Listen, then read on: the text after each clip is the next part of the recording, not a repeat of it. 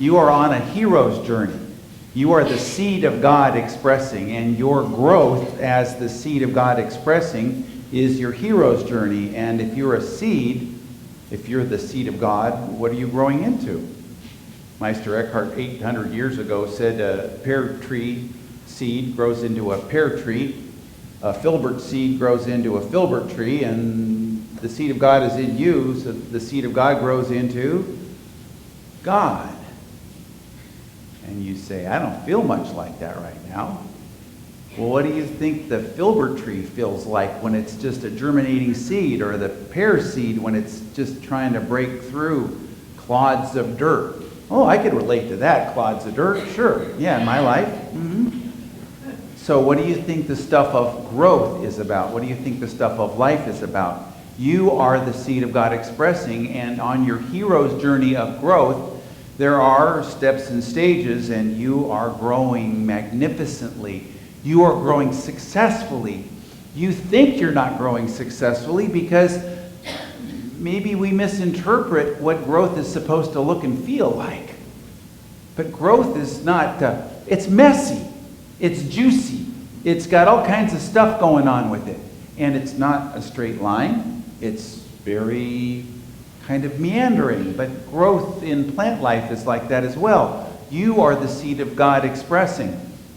And you're embarking on a hero's journey. You say, well, I don't feel like anything new is happening.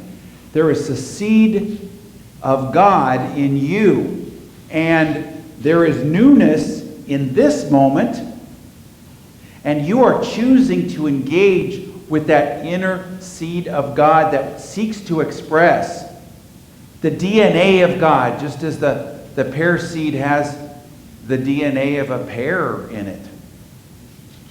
Just as the filbert seed has the DNA of a filbert in it. You have the DNA of God already in you, and it's coming forth, and it's expressing through all the different experiences of your life. And the truth is that you've been judging yourself as inadequate or wrong because I don't understand the nature of growth. Growth is not a straight line. Growth is an experience, a process. It is constantly an unfoldment. And Jesus said, don't judge by appearances for a reason, because you can't judge it at any point. I mean, when you grow a tomato, you don't dig it up every couple weeks to see how it's growing, but we do that to ourselves. And so you're growing, you're embarking on a hero's journey. My son, I spent a week with him. My son is going to college this week. He's going to be in a dorm. He's going to move away from home for the first time. And he's had a pretty sheltered life.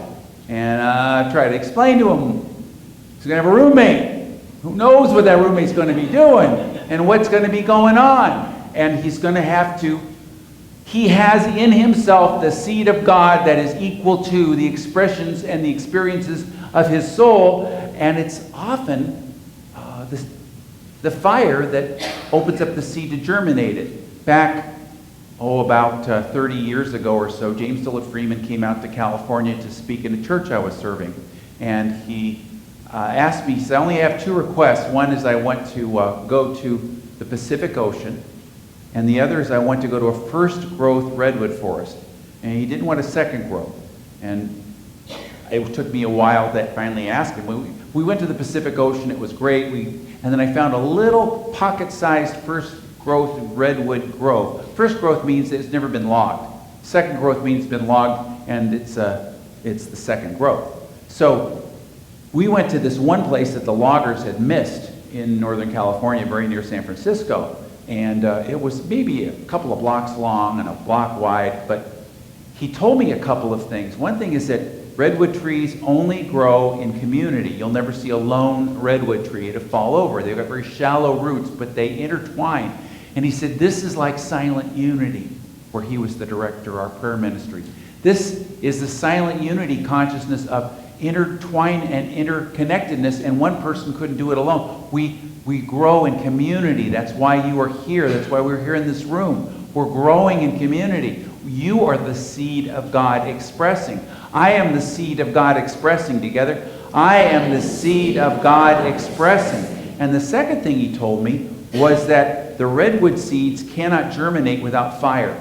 So every few decades there'll be a fire, and these are pretty fireproof trees, but their seeds have been scattered all over, and they're not doing a thing. They just sit on the ground until there's a fire, and then they all germinate.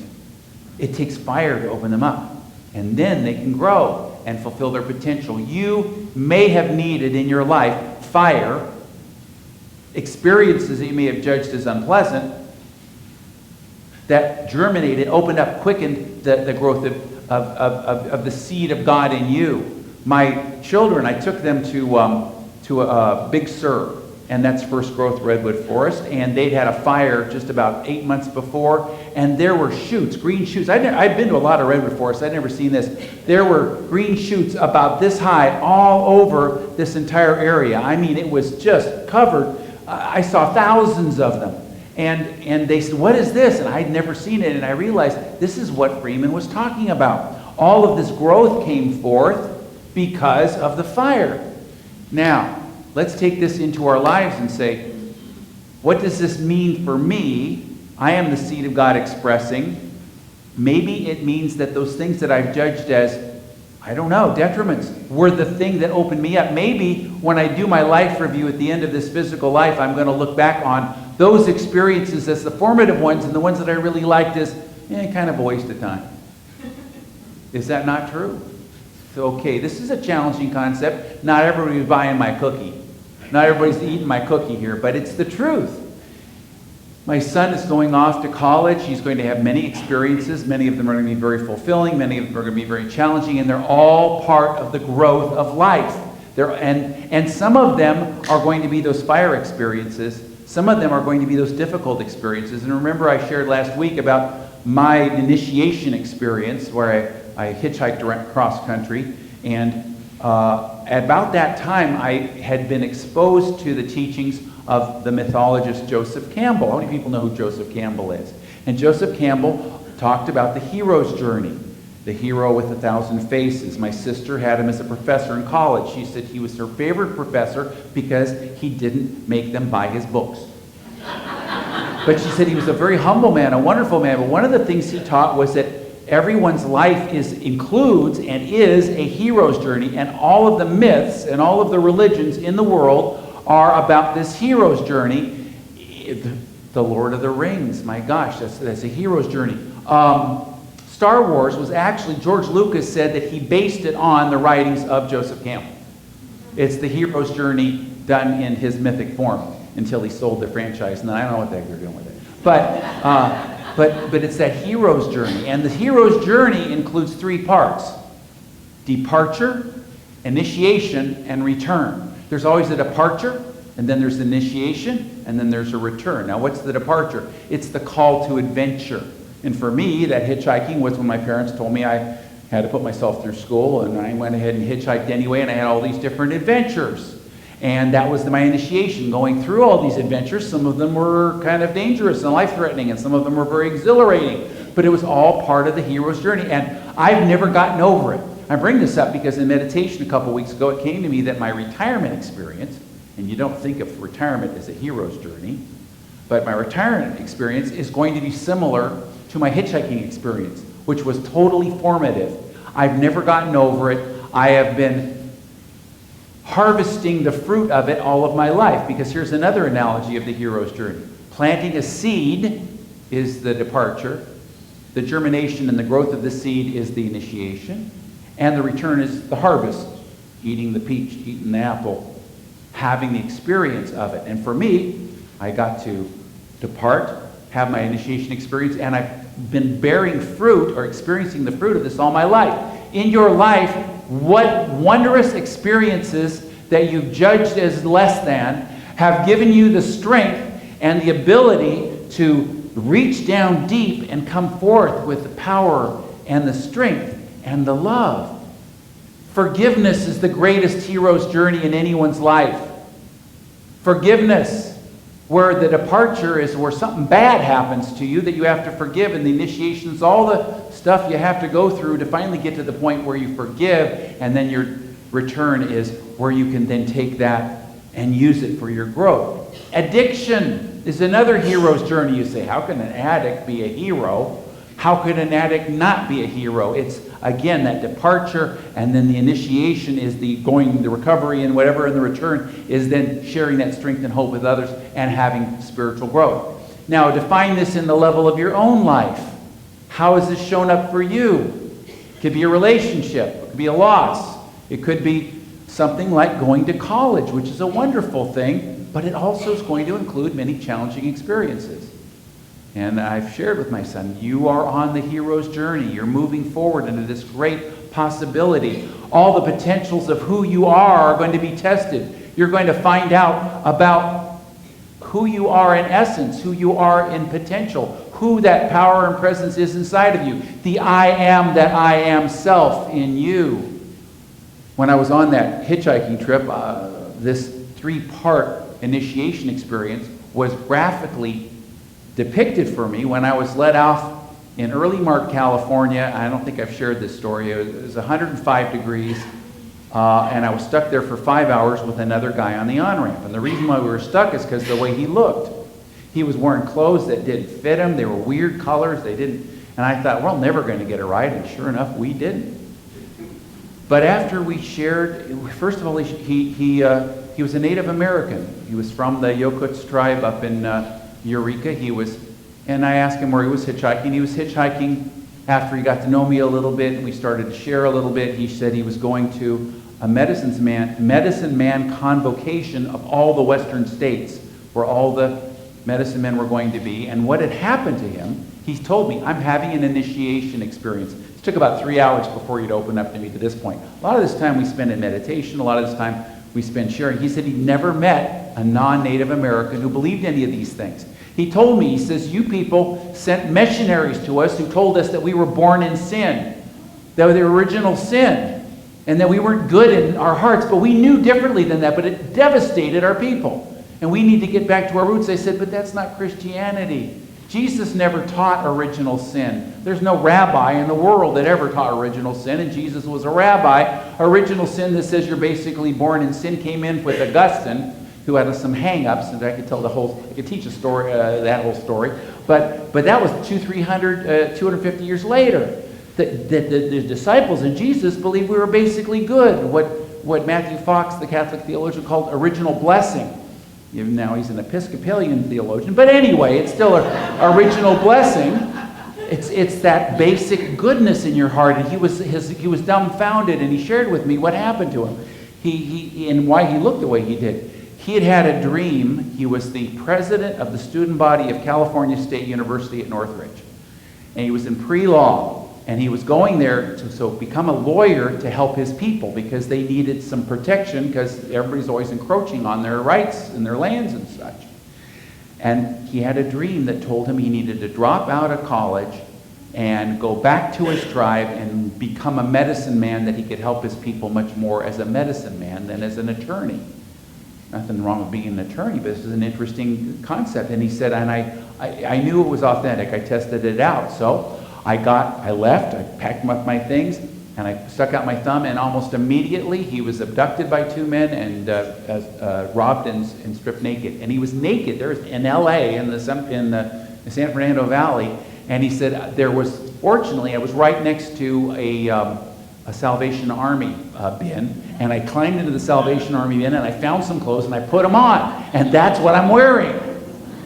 And I thought, so we had these experiences, but it's the basic goodness, the seed thought of God was in him. Where in your life did somebody in some religious or family context or societally teach you that the seed thought, the core concept in you was not good? That who you were was second class? That nobody in our family ever does this? That you were basically, they were born as this little innocent baby, and you basically were depraved and born in sin. What a silly concept. And yet, it's not part of Christianity. Where do you need to realign yourself with the true seed of God core thought? Ask yourself, and this is really important in the face of any challenge in your life, ask yourself, who am I? What am I? come from? What's my origin? What is the seed thought in me? Maybe give some words to it. I'm the beloved of God. I am a child of God.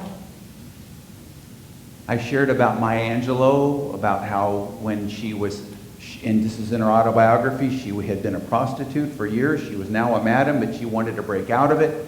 And she decided she would take elocution lessons and become an actress. And in the lessons, Frederick Wilkerson, who was a Unity student, gave her a book called Lessons in Truth, and in front of all the students had her read a paragraph, but he made her repeat 3 words over and over again. God loves me. And she hated it. She hated it because she'd been raised in a family where she was told that she was basically not okay. She'd experienced abuse where she had told herself she wasn't okay, that she was basically not good. And she had to relearn who she was. And he made her say it, and he could see this.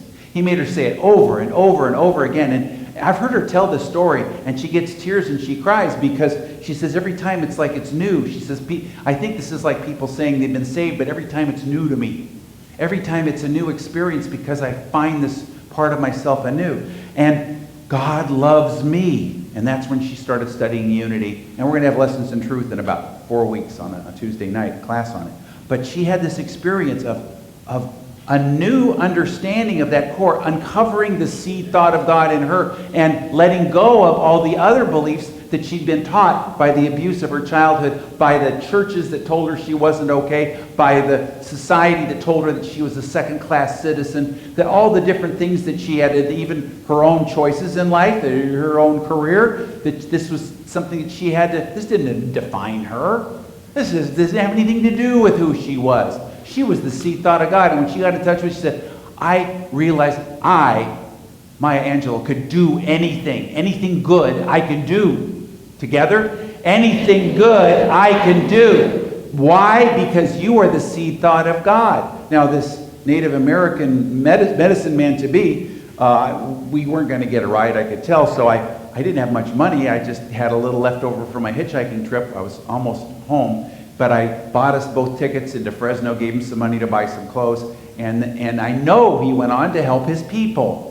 This he knew, and he was not upset. I mean, certainly not happy about it, but he was not upset. He knew what was going on. He was being initiated. He was being tested. What is your commitment here? And he was calling forth power from within his beingness. And this power was coming forth. It came out as pores. You could see it. You could feel it. And we had this experience where he didn't realize that there are other people out there besides his own Native American group that believed the things that he believed. Because every world religion has this hero's journey. Every world religion has these stories. The Buddha is a great experience of this hero's journey. He was privileged, he was royalty, he didn't believe there was anything negative in the world and it was kept from him. And then he saw suffering in the world and he decided it was an illusion. He was going on his initiation experience. And he had lots of ups and lots of downs and made a lot of mistakes and spent years on dead-end experiences, but none of it was worthless because it all added to his value, and he finally awakened. You know, the famous quote from the Buddhist teachings where they ask him, one of his students asked him, are you a god? He said, no. Are you a saint? No. Are you an angel? No. Well, what are you? I'm awake. I'm awake. And he had awakened. And then his return was teaching this to other people. Jesus' experience of this, when he was arrested, that was, his departure, and then his crucifixion and the tomb experience was his initiation, and his resurrection was his return. Everyone has these experiences. You have these experiences. They're a part of you. The seed thought of God is in you, and sometimes it requires some fire to break open the seed. Sometimes it requires experiences that maybe the comfortable you wouldn't choose. Now, I'm embarking on a big change, and we're having a 2-week series on change starting Tuesday night, in which we're going to talk about this, but I'm embarking on a big change. Even if you don't think you're embarking on a big change, in consciousness you are.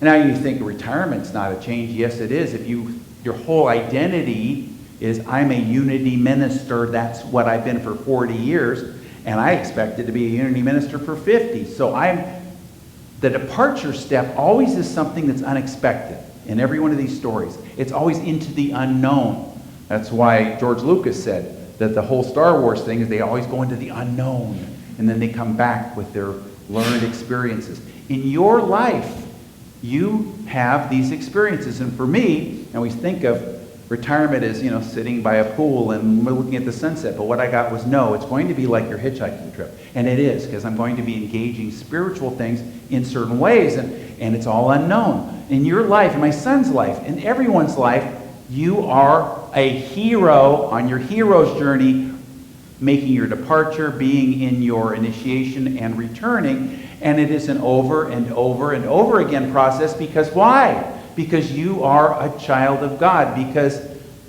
as Maya Angelou read, God loves me. I am the beloved of God. I am God expressing the image likeness of God. And how do you get in touch with that image likeness of God? Well, you've got to align with some thoughts that align with that image likeness.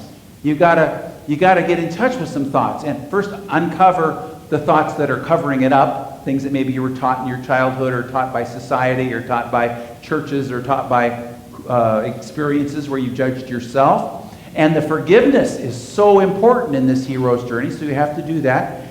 Uncover, forgive, let it go. And then you align with a new thought. Myrtle Fillmore's was, I am a child of God, therefore I do not inherit sickness. She had 2 terminal diseases. That was her departure. Those are negative things, but they created unity because she engaged with that presence and that power within her. So how do you get in touch with that? Well, you take some true statements that are aligned with that seed thought of God in you, like maybe our opening statements in our bulletins, affirmations of your wholeness of being. What will uncover this for you as you let go of the old and embrace the new? I was thinking about letting go of the old, and it reminded me of my dad telling me stories of working in lumber camps in the college during the summer. His father wanted to toughen him up, so he sent him to lumber camps, and he was a cook's helper, and he was 6 foot tall, 125 pounds. So they gave him the job of clearing the log jams on the river. Now they would float these logs, these trees, down the river, and they would get bunched up, and you would have to find the key log, and one of the wise lumberjacks would point it out, and then my dad would go out and loosen it up and then get out of there as fast as he could, and it would always free it up. There's a key log in you. There's a false belief in you that you've been operating from. I'm not enough. I'm not good enough. Fill in the blanks. Something you've been taught, something you taught yourself, and the answer is always forgiveness. Your greatest hero's journey is always forgiveness. Always, always, always forgiveness. As I was thinking about this 3-stage journey, I was starting to get kind of heavy into it, kind of getting, profound in my head about it. And I realized the best example of it is a silly one, and it was when I was new in ministry, and a neighboring minister whom I'd known since we were kids found out that I'd never skied before, and he said, I'm going to take you skiing. So we went up, and I made a reservation to take my beginning skiing lessons. We got there an hour early. He got us there an hour early.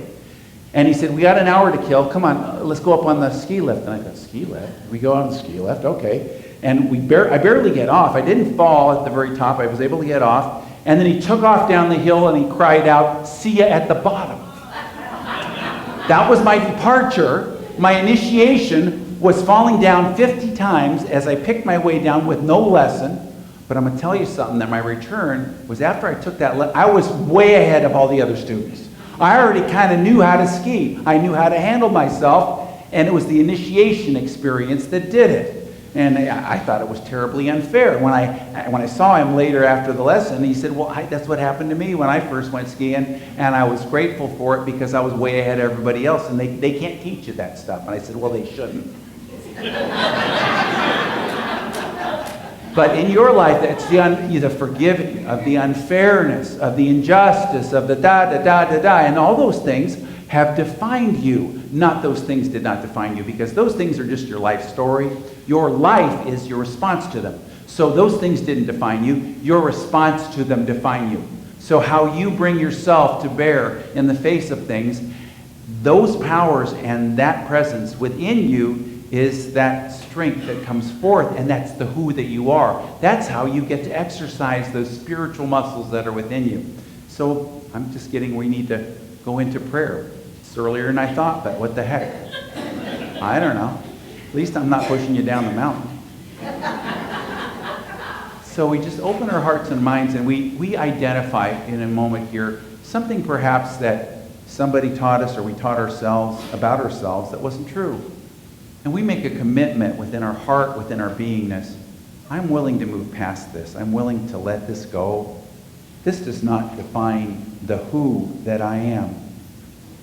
What defines me is that presence and power that responds to this. This is just my life story.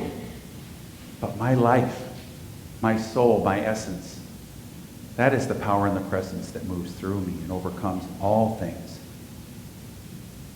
There's nothing I can't do, nothing good, through the power and the presence that's within me.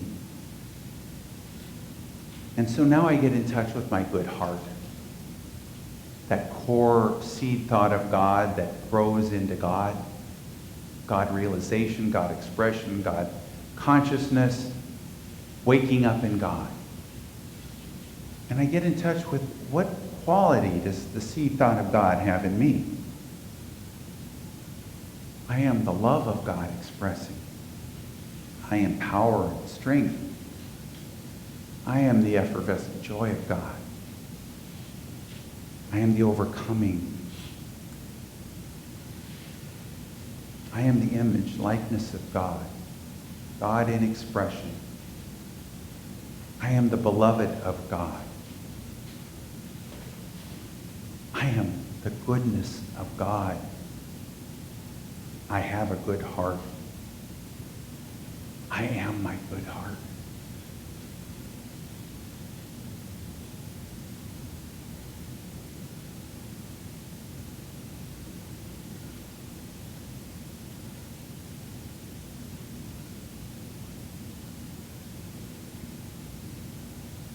I engage my life. I fully embrace every opportunity that is mine to meet with these resources, this presence, this power, this I am nature in me.